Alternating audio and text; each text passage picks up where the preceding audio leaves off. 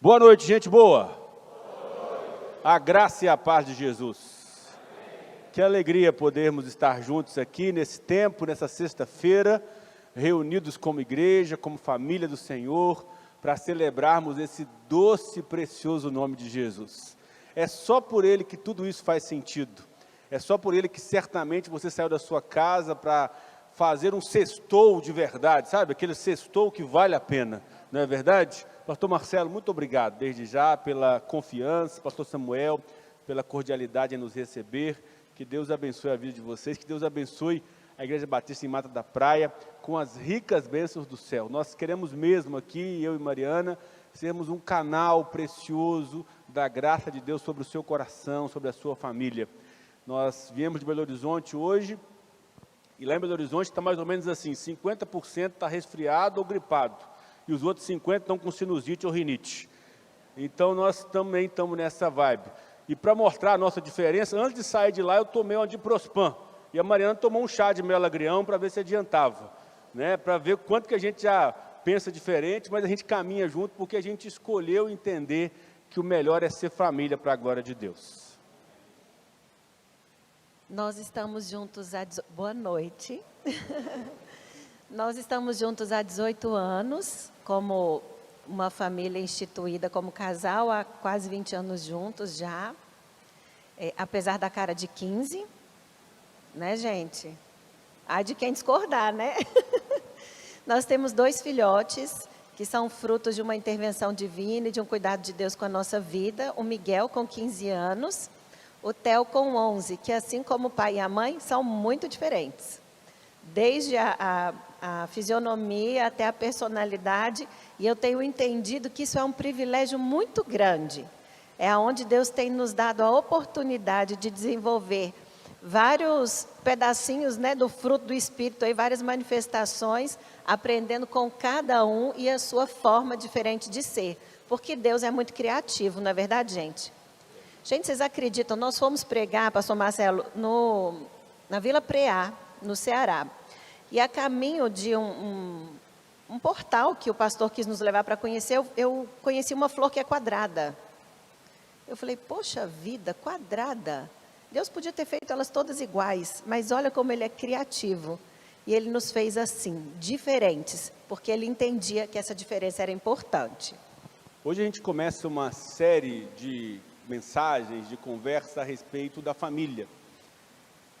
E desde já eu me alegro, porque nós estamos falando de algo que para nós é muito caro. Estamos falando de algo que nós valorizamos e que Deus criou para a glória dele. A gente começa a nossa conversa hoje justamente falando sobre o propósito, o projeto de Deus para as famílias. O projeto de Deus para a sua vida, para você enquanto filho, você enquanto pai, vocês enquanto casal. Deus tem um plano para nós, um plano que envolve sim as nossas lutas, envolve sim às vezes as nossas dificuldades, as nossas diferenças, mas envolve muito mais a glória dele. Deus projetou, Deus juntou você e esse abençoado aí para a glória dele. Deus deu os seus filhos para a glória dele, Deus te deixou nessa situação, você que ainda está solteiro, é para a glória do nome dele. E nós precisamos ter a nossa mente, é sobre esse propósito, sobre esse projeto, sobre esse fundamento, esses rudimentos que nós queremos começar. Porque eu estava pensando nesses dias, enquanto estudava, lia, relia algumas coisas, relembrava alguns processos naturais que, de fato, conforme foi o tema que os irmãos trabalharam aqui ao longo da semana, ao longo do mês, na verdade, a gente precisa relembrar algumas coisas. O óbvio, de vez em quando, precisa ser dito, ele só é óbvio, e quando se fala da palavra de Deus, então, ele precisa mesmo ser relembrado, ser gritado, ser pregado nas portas, nas testas, nos umbrais, a fim de que nós nunca, jamais, nos distanciemos daquilo que Deus quer para nós. Amém. Amém. Então, por que ao longo dos anos se investe, ou a igreja tem investido tanto em falar de família? Será que não fica maçante, não fica chato, começa a faltar assunto, né? Ouvir da mesma coisa toda hora. Você fica pensando assim, o que mais que eu posso aprender no Salmo 23, por exemplo? Já ouvi tantas vezes, não tem nada de novo ali. Mas a gente tem entendido ao longo do tempo, e aí não é a minha área, os médicos de plantão aí que me perdoem, né? Eu sou da área da educação, mas trabalhei alguns anos num hospital e fui descobrindo algumas coisas. Eu trabalhava num setor de diagnóstico de câncer, e aí, muito curiosa, eu ainda era bem nova, fui tentar entender o que era a formação do câncer. E aí, de forma bem simplista, nós temos células bem pequenininhas no corpo, e essas células, já estudou isso, amiga? Já? Então, já passou do 7º ano. Ah, isso aí. Essas células bem pequenininhas, elas têm uma programação na reprodução delas. Elas têm que funcionar de uma maneira. Quando elas começam a funcionar de maneira desordenada, desorganizada, autônoma, vou fazer do jeito que eu quiser, a célula resolve, acorda igual adolescente às vezes, né, gente? Vou fazer do jeito que eu quiser agora. E ela começa a funcionar de forma anormal e autônoma, ali a gente gera uma anomalia, um tumor, e esse tumor vai gerar um câncer futuramente. Por que eu estou partindo desse pressuposto? Porque para que o corpo funcione bem, as células precisam funcionar bem. E a família, ela é esse pequeno pedaço. Ela é uma célula. Uma das canções que nós cantamos agora, o hino, né? E ele diz, por que a gente olha para aí, tem tanta confusão, incerteza, medo, desordem? Porque a célula bem pequenininha, a menor de todas, que é o núcleo familiar, começou a ter vontade própria, autonomia, andar de modo desordenado. E então nós precisamos voltar no começo. Começar do começo. Alguém já falou assim? Vamos começar do começo? Vamos começar do início? E para isso eu quero te convidar então a abrir sua Bíblia em Gênesis capítulo 1, no versículo 27 até o 31, para que a gente possa, a partir da leitura da palavra de Deus, da verdade que nos é cara, porque nós cremos que a Bíblia é a palavra de Deus, suficiente, inerrante e que fala conosco. Gênesis capítulo 1, a partir do verso 27. Eu lerei na Nova Versão Internacional, diz assim: Deus criou o homem à sua imagem, a imagem de Deus o criou, homem e mulher os criou. Deus os abençoou e lhes disse: sejam férteis e multipliquem-se, encham e subjuguem a terra, dominem sobre os peixes do mar, sobre as aves do céu, sobre todos os animais que se movem pela terra. Disse Deus: eis que lhes dou todas as plantas que nascem em toda a terra, e produzem sementes, e todas as árvores que dão frutos em sementes. Elas servirão de alimento para vocês. E dou todos os vegetais como alimento, a tudo que tem em si fôlego de vida, a todos os grandes animais da terra, a todas as aves do céu, e a todas as criaturas que se movem rente ao chão. E assim foi. E viu Deus que o que havia feito, e tudo havia ficado muito bom. Passaram-se a tarde e a manhã, e esse foi o 6º dia. Amém. Quando Deus acaba de criar a primeira família, aqui na terra, né? Ele acaba de criar a primeira família, ele entende que o que ele havia feito tinha dado certo, estava funcionando bem. E nesse funcionar bem existia um propósito, assim como na criação de todos os animais e da terra em si, existia um propósito. Nós vamos crescendo, né, na igreja. Eu tive o privilégio de crescer numa igreja e sou grata a Deus por isso. E algumas palavras vão se acomodando na nossa mente, no nosso vocabulário, mas às vezes a gente precisa tirar uma poeirinha delas e lembrar qual é o significado dessa palavra. E aí quando a gente pergunta para que a natureza foi feita? Para a glória de Deus. Para que a família foi feita? Para a glória de Deus. Mas o que é glória então? O que isso quer dizer? Glória, isso mesmo. Eu trabalho com crianças há muitos anos e gosto de crianças, né? E aí tinha uma canção que cantava, não sei se aqui já cantou essa, falava: "Oh, glória e aleluia, Maranata vem Jesus". Cantava? E aí um dia uma criancinha estava cantando bem animada: "Oh, glória e aleluia, lá da mata vem Jesus".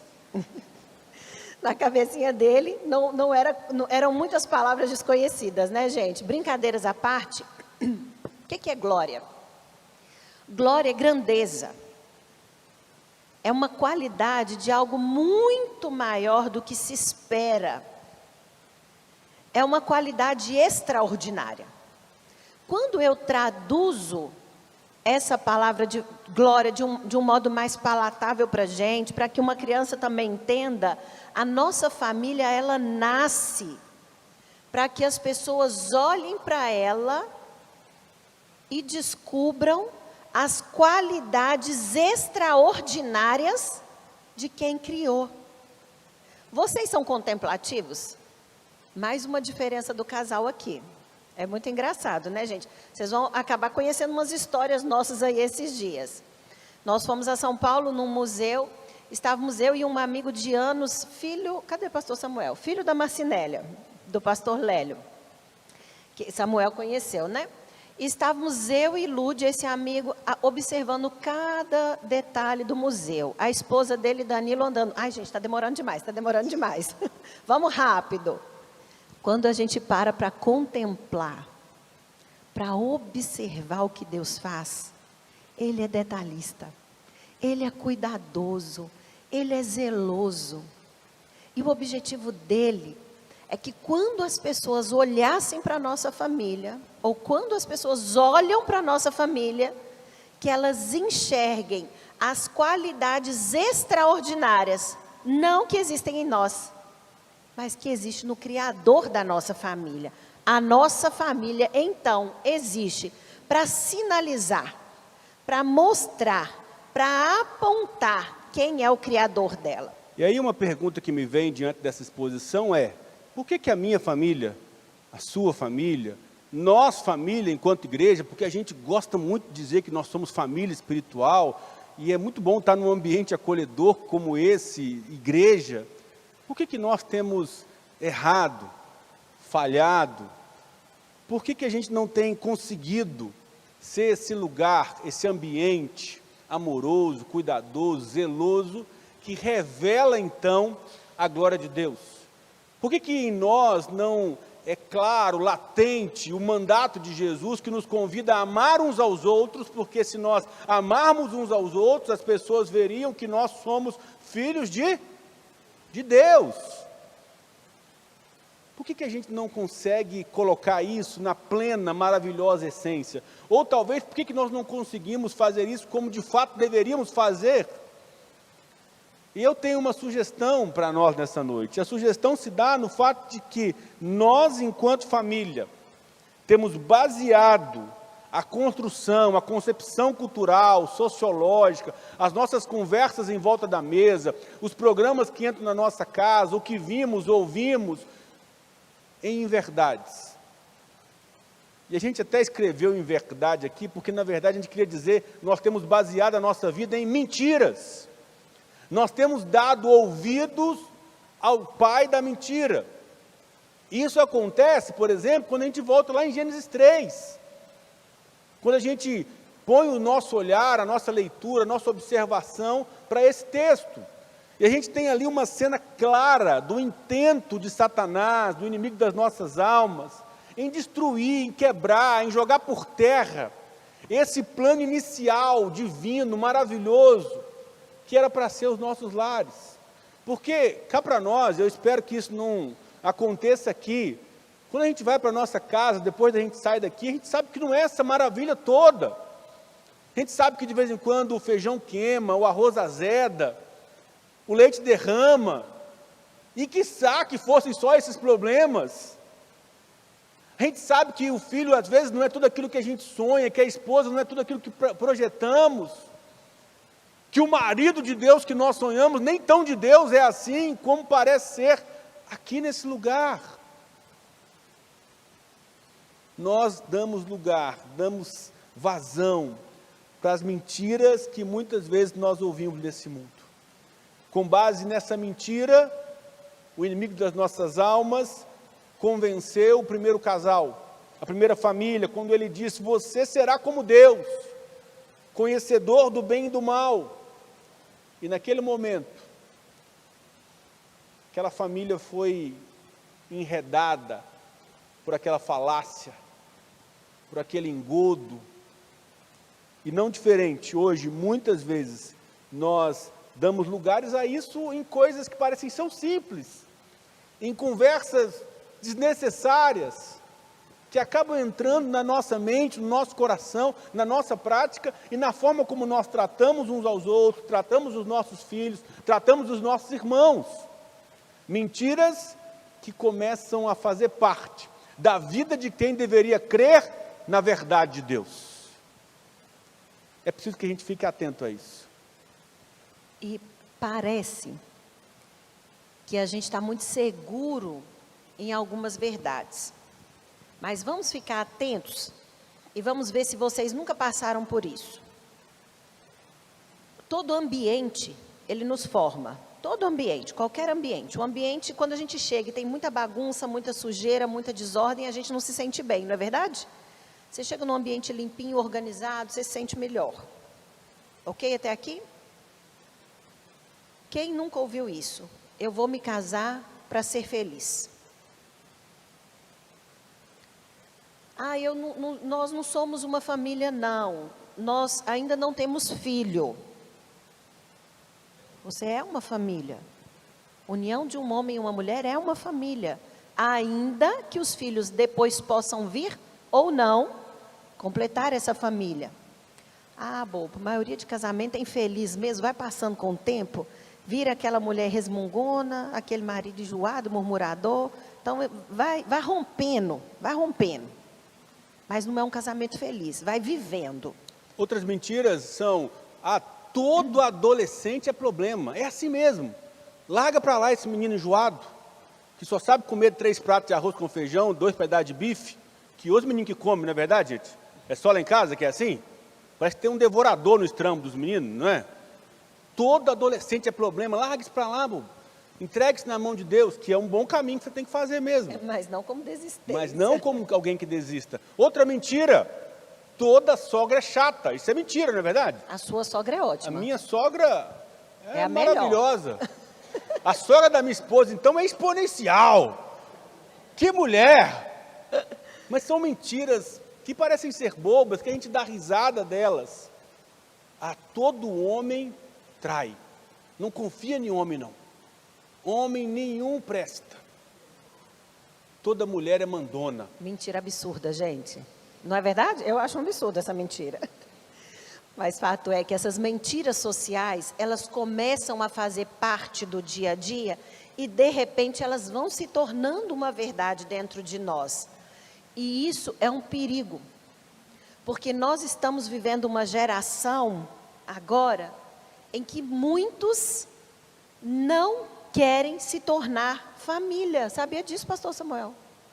Tem muita gente que não quer. Eu vou viver sossegado, vou ser um solteirão, porque eu não quero problema, não. Não quero arrumar problema para a minha vida. Eu tenho um irmão que brinca assim, ele falou, o quê? Ter filho? Deus que me livre. Basta eu, já fui um filho chato demais. Começa uma geração que olha para a família como um lugar que não é desejável, que não é um ambiente bom de se estar. E a gente começa a normalizar aquilo que Deus não normalizou. Bobo, é assim mesmo, toda casa tem confusão, um griteiro. Não tem jeito não, bobo, não toma jeito, é do resto da vida dessa forma. E a gente vai entrando num lugar de conformidade com este mundo, ou com as verdades que este mundo vem nos trazendo. Romanos 12 vai falar disso, né? E vamos normalizando aquilo que Deus não normalizou. Deus não nos convidou para um lugar de sofrimento na família, e Ele não nos convidou para algo que era mal. O que a gente lê no versículo 31 de Gênesis 1? E viu Deus que era muito bom. Viver em família é algo muito bom. Nós começamos afirmando que a família é um propósito de Deus. Deus tem um projeto para a sua casa, meu irmão. Amém. Nós estamos aqui hoje para trazer uma palavra de esperança, porque a Bíblia é um livro de esperança. Tem jeito para a sua casa. tem jeito para os seus filhos, tem jeito para a sua relação. Nós começamos afirmando isso. E depois a gente disse, por que a gente não consegue fazer com que esse projeto seja verdadeiro? O grande problema é que o nosso comportamento, o nosso viver, ele deturpa, ele mancha, ele queima o filme de Deus. Porque conforme Billy Graham diz, a Bíblia que muita gente vai ler é a nossa vida. É a sua casa. E aí você sai domingo de manhã naquela correria, com a Bíblia debaixo do braço, xingando os meninos, vamos embora menino, depressa, vamos para a igreja, aquela confusão toda, e o seu vizinho de apartamento vê aquilo, rapaz, mas esse povo é crente, não é aquela gritaria que estava aqui ontem à noite, e eu não quero ser da igreja desse povo, esse Deus que esse povo, eu não quero isso para a minha vida. Então, na nossa posição de sermos embaixadores do rei, porque uma vez embaixador, e nunca mensageira. Os embaixadores aqui, hein? A gente é embaixador do rei, a gente representa ele. Deus resolveu, minha irmã, olha para mim aqui, marcar o nome dele na sua vida. Aleluia. Onde você vai, o nome de Deus vai. Deus resolveu pisar na mata da praia, tocar na mata da praia através dos seus pés e das suas mãos. Então a gente precisa levar isso a sério, a gente não pode, de alguma maneira, fazer com que as pessoas não vejam Deus tão claramente através do nosso viver.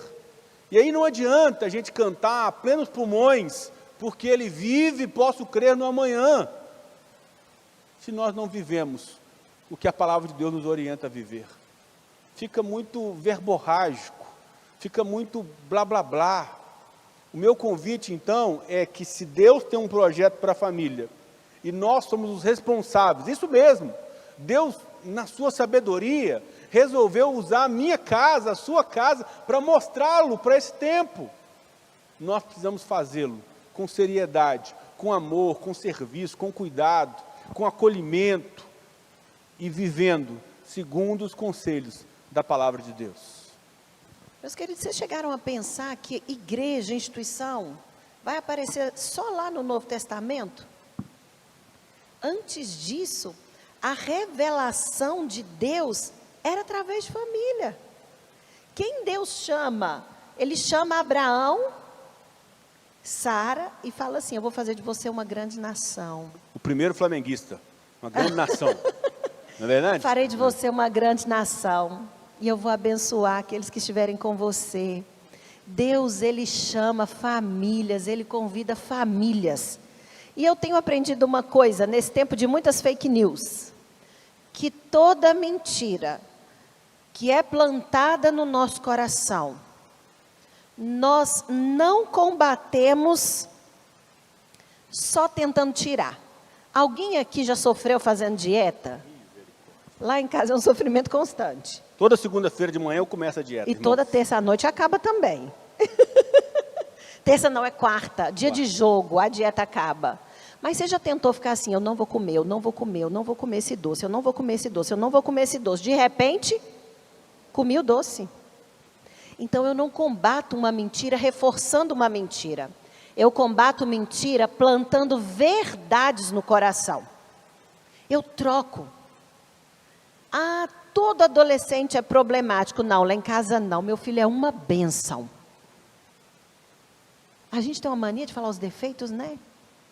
Ah, meu filho é muito tímido, meu filho é um guerreiro, meu filho é um homem responsável, um menino com 15 anos que faz o que ele faz, ele é um menino de Deus.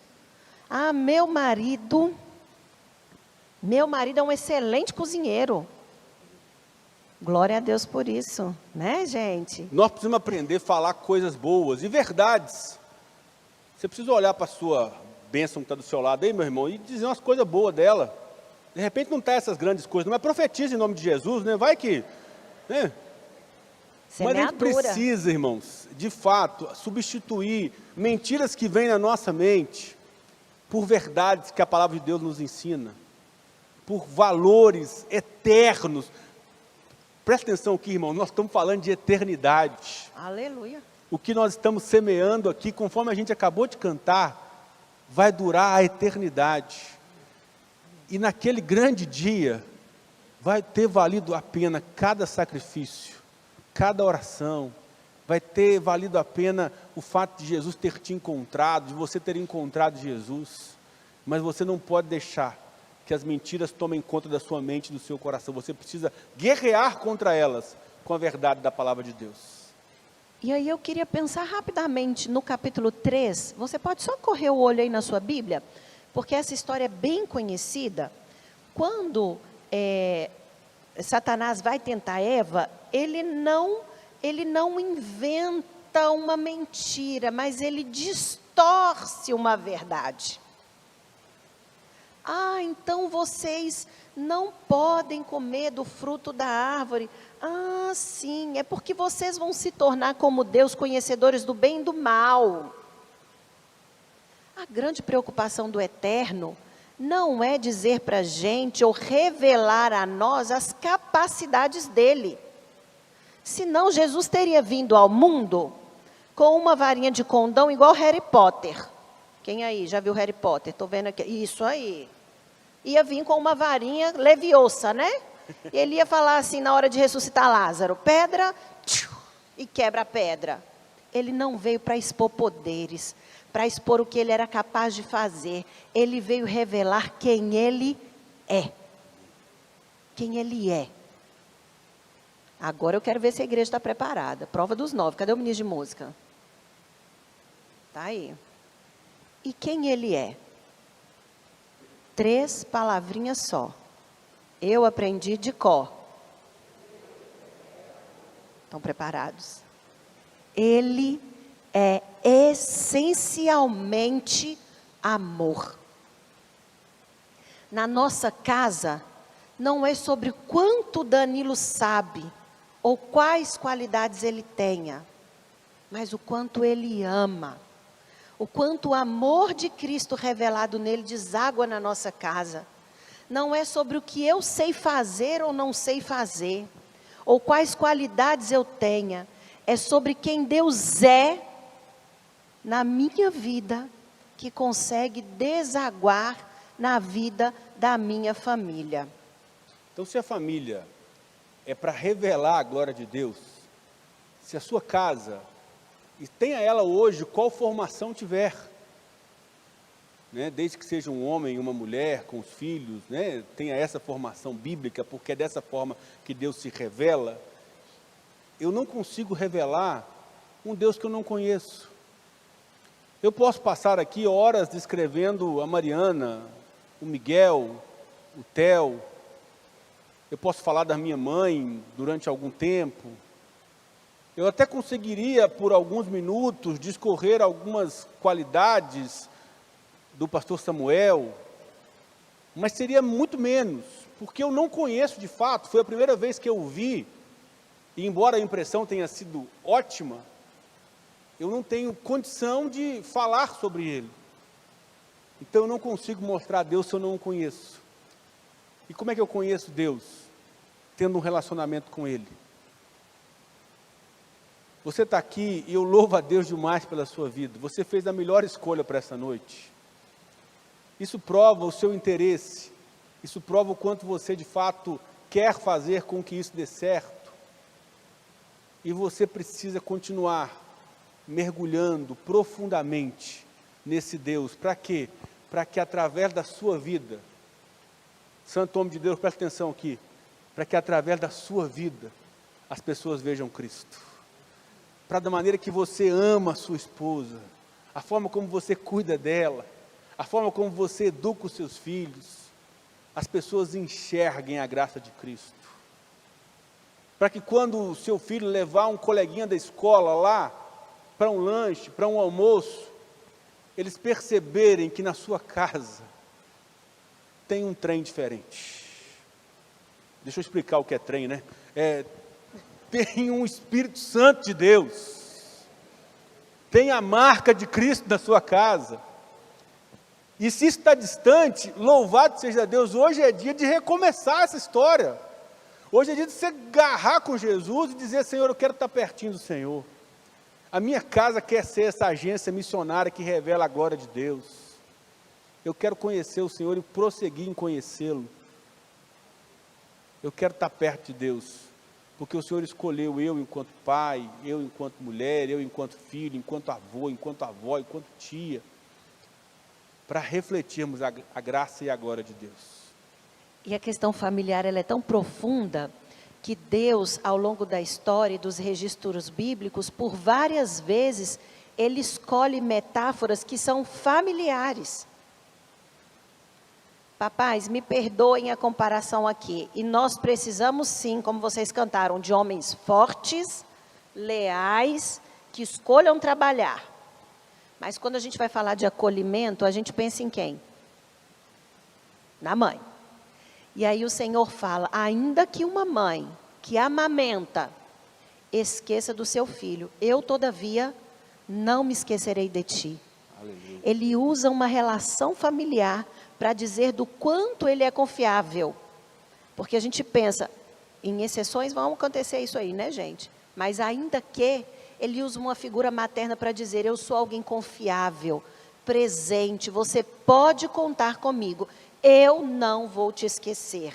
Outra figura que nós vemos de Deus na Bíblia, nessa relação familiar, é a figura do pai, na parábola, que nós conhecemos como a parábola do filho pródigo, que antes mesmo do filho fazer aquele discurso ensaiado, já vai para cima do filho, e depois a gente poderia conversar um pouquinho sobre isso, mas se joga nos braços dele, se abrindo mão da sua posição, puxando a roupa que ele usava um pouco para cima, para dizer, eu te perdoo, meu filho. A figura de Deus, na figura paterna, é uma figura de perdão. É uma figura que olha para a gente e diz assim, o meu filho que estava morto, hoje vive. Vamos queimar uma picanha, abrir uma Coca-Cola, porque a gente precisa celebrar Jesus. É a figura do pai que perdoa. É esse Deus que se mostra a nós. E ele mostra também uma face do amor. Assim como um pai que ama, corrige os seus filhos, assim faço também com aqueles que são meus e não são bastardos. Deus o tempo todo vai usando figuras da família para dizer que aquilo que ele projetou no início era sonho, desejo de que nós vivêssemos aqui com a qualidade que ele sonhou. Família, meus queridos, aí sim, vamos trocar por verdades? Família não é lugar de confusão, não. Família é lugar de paz. Amém. Eu trabalho a 1 hora, 1h30 de casa, fico 3 horas no trânsito todo dia. Eu fico doida para chegar em casa. Lá é o meu lugar de sossego. Lá é onde os meus me conhecem. De verdade. Família é lugar de perdão. Onde nós não erramos intencionalmente. Ah, eu vou errar, depois eu peço desculpa mesmo. Não, eu não escolho ferir, mas quando isso acontece, o primeiro passo para o perdão, ele é aprendido em casa. E pais, mães, me ouçam aqui só um minutinho. Nós estamos invertendo algumas coisas, e o filho está virando meio rei da casa, né? Esse treino não está legal, não. Amanhã a gente vai conversar um pouquinho sobre isso. Mas algumas famílias entendem que quando o pai e a mãe pedem perdão, os pais estão se diminuindo. Não, nós estamos ensinando que quando a gente erra, a gente vai e pede perdão. Aí o menino está dando chilique na escola, não quer pedir perdão para o coleguinha, não. Aí vem a mãe, morrendo de vergonha. Gente, eu pego isso assim, ó, direto. Não sei o que aconteceu. Sabe, não? Não aprendeu a pedir perdão em casa. Não recebeu isso em casa. Acolhida. Lugar de escuta. Família é este lugar de paz. A gente conclui a nossa palavra hoje desafiando você ao entendimento. Sim, entendimento que a sua família existe para a glória de Deus. Entendimento que nós, em muitas vezes, temos falhado nessa missão. E que nós precisamos mudar esse quadro. Nós precisamos virar esse jogo. Nós precisamos dar uma reviravolta na nossa casa, combatendo as mentiras com as verdades. Você pode, nós podemos, numa escolha de todo dia. Não é um conto de fadas, nós bem sabemos disso, não é um filme de Hollywood. mas é um projeto de Deus soberano. É um plano de Deus para a nossa vida. E nesse sentido, então, eu convido você a, entendendo tudo isso, escolher apresentar Deus a partir desse bom relacionamento familiar, desse bom relacionamento dentro de casa, no seu lar. Porque se o Senhor não edificar a casa, em vão trabalham os que o edificam. Isso me priva do trabalho? Não, não, não.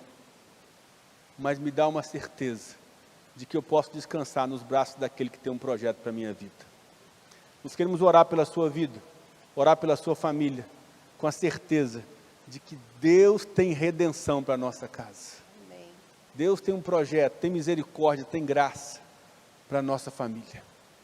Quero te convidar a ficar de pé e, naquela maneira bem familiar, se achegue aí pertinho do seu, se ele está aí do seu lado, né? Fica aí pertinho dele para a gente poder consagrar a nossa casa. A gente vai cantar isso agora. E antes de cantar, eu quero pedir a Deus que abençoe sua família, sua casa. A Mariana vai orar, pedindo a Deus que ministre graça sobre a sua casa. Eu queria te desafiar a pensar agora em alguma mentira que talvez esteja cercando o seu ambiente familiar. Talvez a relação com nora, com sogra, com filhos. O que tem, qual mentira tem cercado a sua casa? A mentira de que o seu casamento não tem mais jeito? De que os seus filhos não têm mais jeito? Nós vamos levar essa mentira ao altar do Senhor, porque Ele pode muito mais do que pedimos ou pensamos, por causa do poder que opera em nós, que é o Espírito Santo de Deus. Nós te bendizemos, Senhor amado, porque em todas as coisas somos muito mais que vencedores por aquele que nos amou, e nos amou profundamente, a ponto de entregar seu Filho, de abrir mão de sua família, entregar o seu Filho em nosso favor, para que nessa entrega houvesse redenção. Nós te suplicamos nessa hora, para que a tua palavra encontre lugar, que o teu Santo Espírito testifique, traga entendimento, discernimento de quais mentiras nós temos deixado entrar em nossa casa. E então nós suplicamos por graça e por ousadia, que nós não aceitemos as mentiras que o diabo tem colocado sobre nós, mas que nós nos levantemos como homens e mulheres de coragem, para lutar pelo seu projeto original, Senhor. Nós cremos que tudo que o Senhor faz é muito bom, e a nossa família, Deus, é muito boa. Os nossos filhos são muito bons. Os nossos pais são homens e mulheres que investiram na nossa vida, e glória a Deus por eles. Nós te bendizemos, Senhor. Nós te agradecemos já pelo futuro, porque nós não estamos lá, mas o Senhor é Deus do passado e Deus do futuro. O Senhor é aquele que há de guardar os nossos netos. O Senhor é aquele que há de guardar a composição da nossa família. Então nós te suplicamos, Pai, encha a nossa casa com a verdade do Santo Espírito do Senhor. Que através de nós a nossa casa seja clareada, abençoada, consagrada todos os dias no altar do Senhor. Então nessa hora nós diminuímos quem somos e suplicamos que o teu Santo Espírito cresça dentro de nós, para que assim o amor, a graça, a paz sejam sinais do reino. E nós te agradecemos porque podemos contar contigo e não estamos sós. Aleluia. Bendito é o nome do Senhor Jesus Cristo, que não nos faz órfãos, mas nos faz filhos e família de Deus. Em nome de Jesus. Amém e amém. Que Amém. Deus Vamos te abençoe, juntos. meu querido.